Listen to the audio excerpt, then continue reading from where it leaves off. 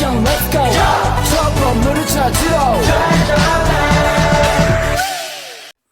Bismillahirrahmanirrahim. Assalamualaikum warahmatullahi wabarakatuh. Perkenalkan, nama saya Sania Sardia dengan NIM 12120202330. Saya dari kelas 5F, jurusan Pendidikan Agama Islam, Fakultas Tarbiyah dan Keguruan, Universitas Islam Negeri Sunan Gunung Jati, Bandung. Tujuan dibuatnya video pada kali ini yaitu untuk memenuhi salah satu tugas ujian tengah semester mata kuliah Filsafat Islam, yang mana mata kuliah ini diampu oleh Bapak Dosen Haji Yudi Irfan Daniel MAG. Dalam video kali ini, saya akan membahas salah satu materi yang ada dalam mata kuliah Filsafat Islam, yaitu tentang konsep dasar Filsafat Islam, yang mana di dalamnya berisi tentang sejarah lahirnya Filsafat Islam, kemudian hubungan Filsafat Islam dengan Filsafat Yunani, kemudian selanjutnya ada pandangan orientalis atau pandangan Barat tentang Filsafat Islam, kemudian selanjutnya pandangan sejarah Islam tentang Filsafat Islam, kemudian yang terakhir ada sumber-sumber Filsafat Islam. Baik, untuk mengefektifkan waktu, langsung saja di sini saya akan membahas materi yang pertama, yaitu tentang sejarah lahirnya Filsafat Islam. Munculnya filsafat di dunia Islam itu dilatar belakangi oleh dua faktor, yaitu faktor eksternal dan juga faktor internal. Untuk faktor eksternal itu sendiri, yaitu ketika Alexander yang Agung datang ke Timur Tengah pada abad keempat sebelum Masehi. Ia datang tidak hanya membawa kaum militer untuk meluaskan daerah kekuasaannya saja, melainkan ia juga membawa kaum sipil untuk menanamkan kebudayaan-kebudayaan Yunani di daerah yang dimasukinya. Kemudian yang kedua ada faktor internal.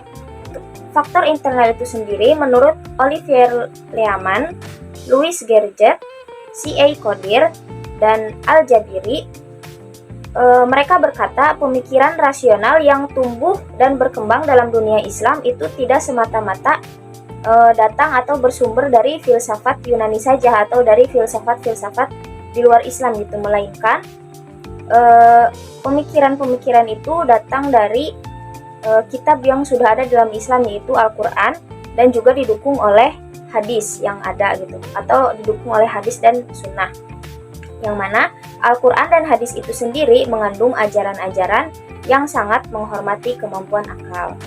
Kemudian untuk materi selanjutnya yaitu tentang hubungan filsafat Islam dengan filsafat Yunani. Hubungan filsafat Islam dengan filsafat Yunani adalah sebagai pengembang, penerus sekaligus pelopor filsafat yang bercorak Islam, yang mana filsafat Islam ini lahir dilatar belakangi oleh adanya usaha penerjemahan naskah-naskah ilmu filsafat, yaitu ilmu filsafat Yunani, ke dalam bahasa Arab, yang telah dilakukan sejak masa klasik Islam, yakni pada masa Khalifah Abbasiyah. Kemudian yang selanjutnya yaitu ada pandangan orientalis atau pandangan pengamat Barat tentang adanya filsafat Islam. Nah, para pengamat Barat atau orientalis itu berbeda pendapat dalam menganalisis eksistensi filsafat Islam. Pada umumnya, orientalis pada abad ke-19 itu menolak adanya filsafat Islam itu sendiri. Sedangkan mereka yang hidup di abad 20 nampaknya mulai mengakui eksistensi adanya filsafat Islam gitu. Tetapi mereka yang ada pada abad 20 ini juga masih berbeda pendapat. Sebagian mereka ada yang memandangnya sebagai sandaran dari filsafat sebelumnya, sedangkan yang lain mengakui sebagai produk orang-orang Islam.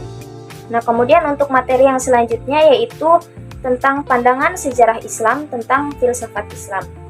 Nah, seperti dinyatakan oleh banyak peneliti, baik itu muslim maupun non-muslim, pemikiran-pemikiran rasional atau filosofis Islam ini lahir bukan dari pihak luar, melainkan dari kitab suci mereka sendiri, yaitu Al-Quran, khususnya dalam kaitannya dengan upaya-upaya untuk menyesuaikan antara ajaran teks dengan realitas kehidupan sehari-hari.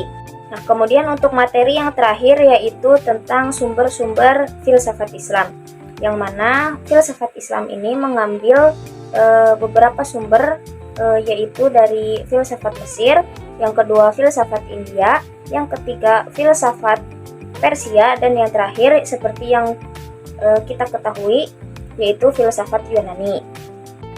Nah, kenapa Islam mengambil sumber dari filsafat Mesir yang pertama?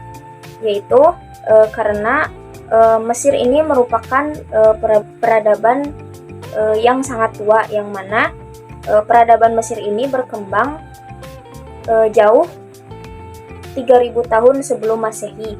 Maka dari itu Islam mengambil pemikiran-pemikiran atau filsafat yang ada di Mesir. Kemudian yang kedua itu ada filsafat India. Di belahan bumi yang lain, yaitu India, juga telah berkembang kebudayaan yang tinggi dengan menularkan pemikiran filsafat yang cukup berbobot. Jauh sebelum Yunani, kebudayaannya sampai melahirkan para filosof yang brilian. Nah, kemudian yang ketiga ada filsafat Persia. Dengan masuknya wilayah Persia ke dalam Daulah Islamiyah itu, maka banyak pula unsur-unsur kebudayaan ataupun alam pikiran Persia yang mempengaruhi umat Islam pada kurun waktu selanjutnya. Nah, maka dari itu Islam mengambil pemikiran-pemikiran yang ada di Persia. Kemudian yang terakhir yaitu filsafat Yunani. Semua ahli sepakat bahwa sumber utama filsafat Islam adalah filsafat Yunani yang telah berkembang sejak abad ke-6 sebelum Masehi. Para filosof muslim banyak yang mengambil pemikiran Plato dan juga Aristoteles. Baik, mungkin cukup sekian video pemaparan materi dari saya. Kurang lebihnya mohon dimaafkan dan mohon maaf apabila ada kesalahan dalam berucap. Billahi taufiq wal hidayah wal akhir. Wassalamualaikum warahmatullahi wabarakatuh. 저 건물을 찾으러